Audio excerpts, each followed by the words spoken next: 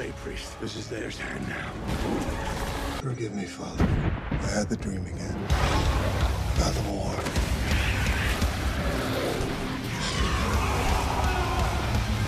I have questions.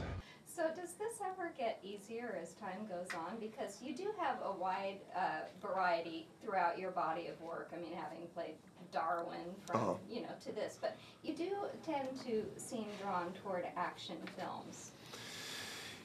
Yeah, I'm just drawn towards doing different things, you know. I love movies, and I love all sorts of movies, and when I'm making a small movie, I sit there wishing I was making a big action movie, and when I'm making a big action movie, I sit wishing I was making some small, intimate drama. But I love vampires. I've always loved vampires. I grew, my first vampire book was The Greatest, Bram Stoker's Dracula, and just recently I read Justin Cronin's The Passage. It's extraordinary. I love vampires.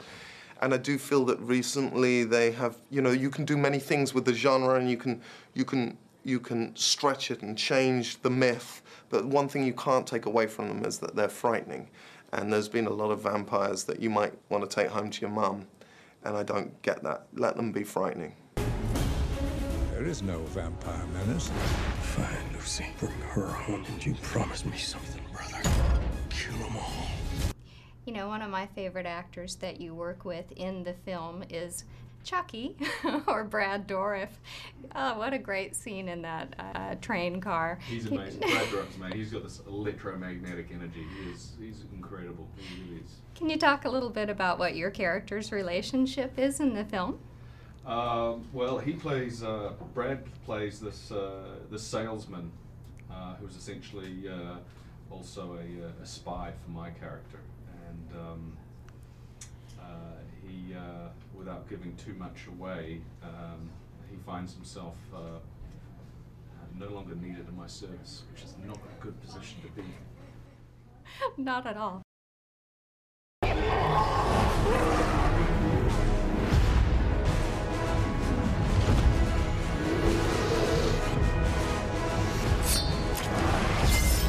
And you're right in saying that, you couldn't put a man in her position and it'd be the same film. She is the heart of this film, and when I say that, I mean that she really brings to the surface the emotion and the heart of what, a lot of priests and the people that have worked in their arena and done and seen what they've seen and done can't really come to terms with. And so Priestess becomes the voice for that. And, without her, you just sort of don't get to go on the emotional journey because, men kind of don't have the same experience. And as a woman, she needs to talk about it, like it's time. And she needs to sort of express not just, sort of how hard it's been, but also there is a love there that, may or may not ever happen, most likely may not. And I think that idea of that unrequited love for many reasons was interesting for me, and I liked that a lot.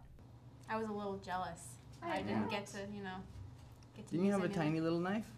I stole a knife. Yeah, So like a butter knife or something. I got to use a butter. Yeah, they're like, you don't know what you're doing, so we'll just keep her with the butter knife.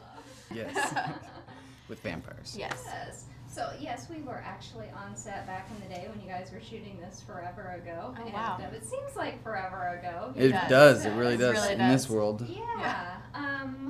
But he was talking about something called gun fu, which I got to see. Yeah, no, I have an amazing sidearm gun thing, and then I have my knife, and I end up having a shotgun-ish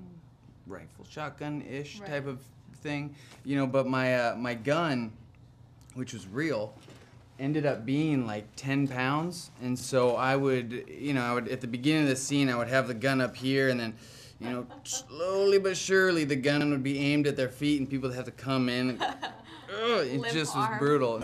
I have no choice. One of your own has broken his sacred vow. You will find him dead or alive. They bred a new army. You're a true lay priest. This is theirs hand now. You might want to go to bed with him. Okay.